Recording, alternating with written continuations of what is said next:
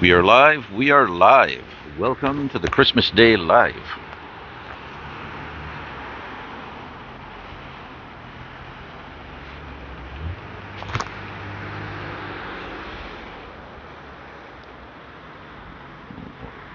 Flipping the camera here. All right.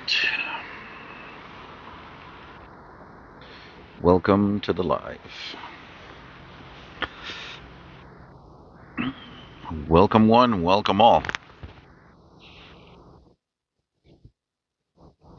All right, so it's a Christmas Day Live.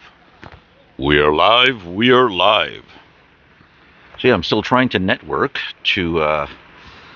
Basically, we have a locker full of things.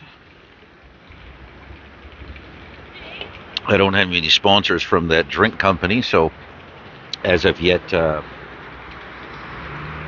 we're not going to showcase them too much. Hopefully, you missed that. But anyway, thanks so much for joining. There's quite a few. Thank you for joining. Thank you for joining. This is the Way Outreach 2022, which I started an outreach ministry in 2022, hence the name. Like, share, subscribe the live.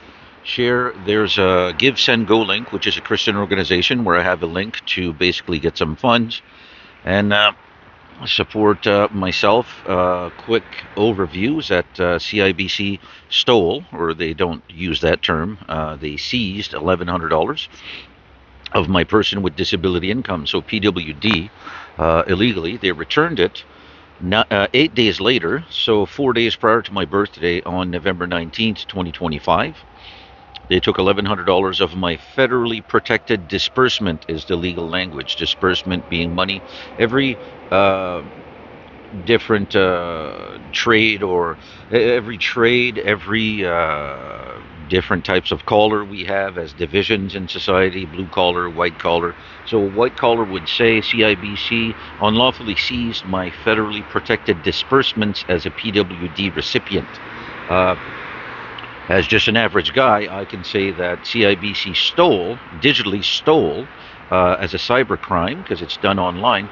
So CIBC stole $1,100 of my person with disability income. I have an addictions disability.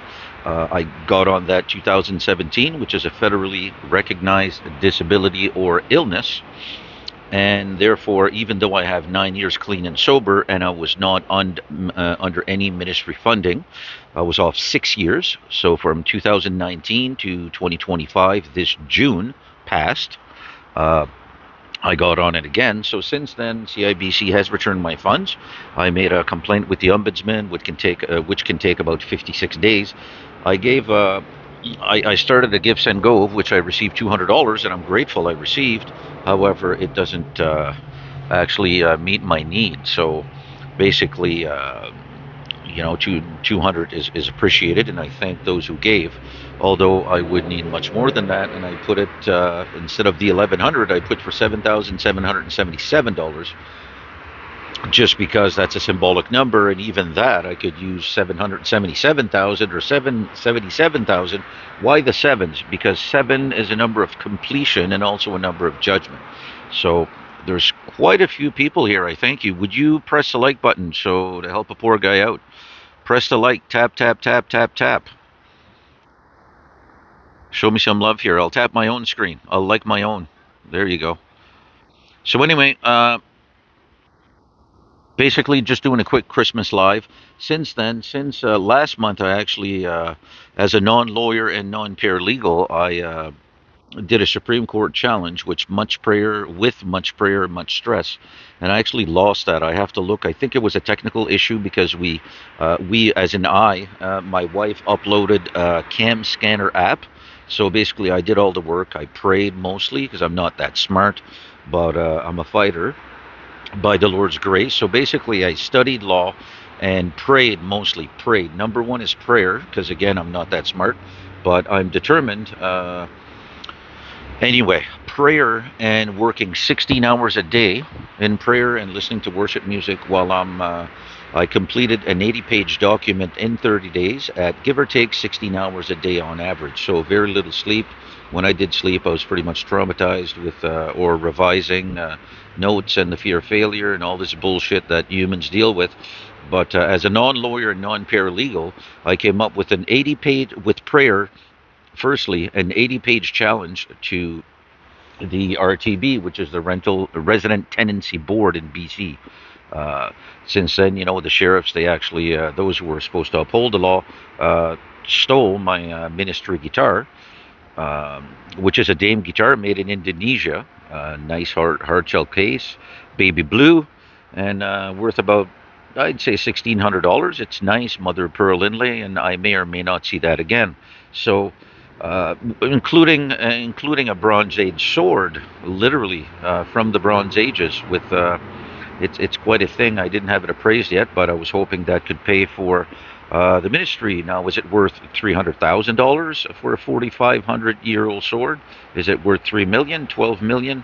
All I know is basically it was to set up the ministry. And so with all these different issues, I set up a $7,777 Give Send Go campaign for little old me, moi, a poor person. We lost basically. I got on ministry funds or assistance, which is very.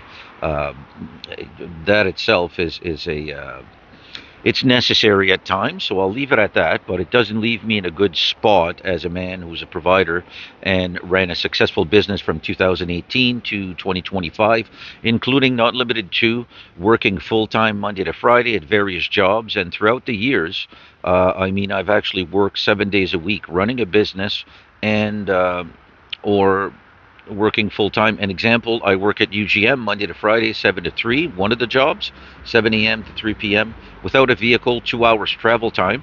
So for that 7 a.m. shift, I got up at 4 in the morning, bussed and SkyTrained and traveled right to Vancouver, downtown Eastside. And then on the weekends, after my 3 o'clock shift, I'd go to my client over there in Broadway area, commercial, and do cleaning contract for Friday at 11 till 6 Saturday morning, Saturday 11 in the evening until 6 Sunday morning, Sunday basically an overnight until I went to work at UGM for 7. So it was constant, consistent. Work, work, work, work, work. So I know work. I'm not a lazy ass, although these days I'm a poor ass. So you could show me some love and tap the screen a little bit, maybe help me with my goals, because the goal of not being poor is important to me. If you care about a poor person who's going through multiple levels of trauma, then show some love. Send $1. I'm sure if or if you're rich, well then send 1 million or two or three. My One of my brothers, Lloyd, he asked the Lord for 3 million. So once I get to my mining project and that starts making money, I'll have his 3 million. But first, I got to make mine. He's a pastor. I actually led him to Bible college. So in 2017, I commenced UGM commencement because it's not a graduation because you don't actually graduate and then you don't have to work your sobriety anymore. So that's why they call it a commencement, a beginning of a new life in sobriety after my 6 months in-house program. I ended up working as a subcontractor, and from there, so the cleaning business started. Actually, I signed my contract, and then on the 19th of January, and then on the 27th, I get hit. I get hit by a vehicle at I get hit by a vehicle at Abbott and Hastings, so East Side, where there's big markings of maximum 30 kilometers an hour that are more or less uh, visible. Anyway, long story short, I got hit by a car. He hit me at about 60 kilometers an hour, at least 50. So I ended up going from one lane to the other. I froze. So fight, flight, or freeze, as they say. I ended up freezing. I was about a foot and a half before I would have been cleared. And I just thought, oh shit, he's going to hit. And before I even finished my thought, I was in the opposite lane, 18 to 21 feet, and I landed it in a martial arts stance, which was amazing. Not only that I survived, but that I landed it. So if you ever hear about somebody UGM alumni getting hit by a car, well, that was me. Yeah. Then I ended up, I called Abdarazak. I remember at 11, and I just coming out the hospital.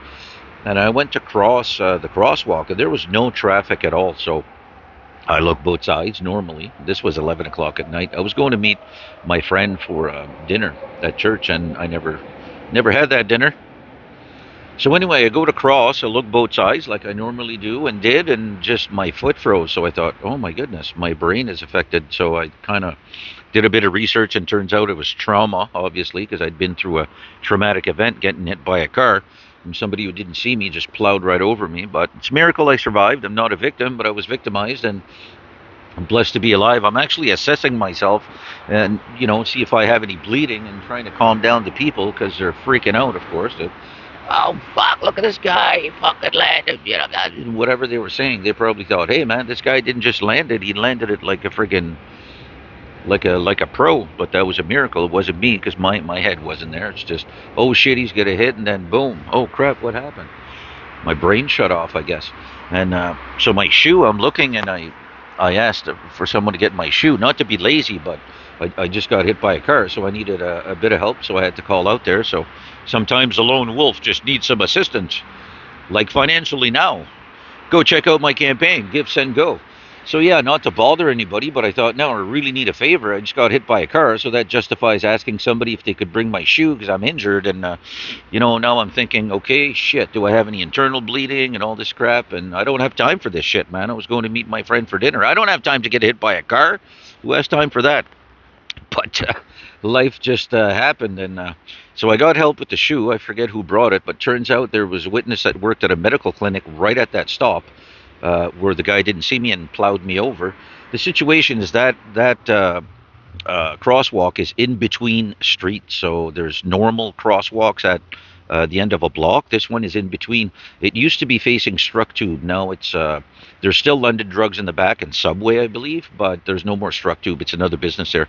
Just for a point of reference, I got hit there. So I prayed, and I researched, obviously, why my body's not cooperating to cross a crosswalk when there's no danger. And it turns out it was trauma. So with prayer, and I went the next day and I crossed that crosswalk. And I mean, the guy who hit me offered me a drive, but I was like, no, no, no, thank you. You're kind-hearted, but this is business. I need to take your plate, insurance number, all this. And then Museo Goodman, I went with them, and I ended up getting 12.5, which was actually 36,000 something, but they took most of it. And I only settled on the first offer because I'd gotten married 2018, April 9th, and I just thought, you know what, I want to get a nice place for my wife and I to move, because I guess we still had to go through the sponsorship shit. Turns out all this bureaucracy, it took 2.5 years, and then 2 weeks quarantine before my love of my life, we were reunited. So that's a whole other conversation there for another time. But for now, 112 hearts, most of which I put myself. But anyway, thank you for joining. Thank you for listening and enduring the guy who has a lot to say. But anyway, yeah, this is just a short live. Basically, I'm woke up late, woke up at 7, then went back to bed and thought, you know what, I'm alone Christmas Day, there's fuck all to do, and I'll just go try to do some ministry and outreach. I ended up doing some outreach earlier with a new brother, and for now, while I'm going to just go and stop the live here. There's a situation. Yeah. Okay, I'll end that there. There's a fight in the background.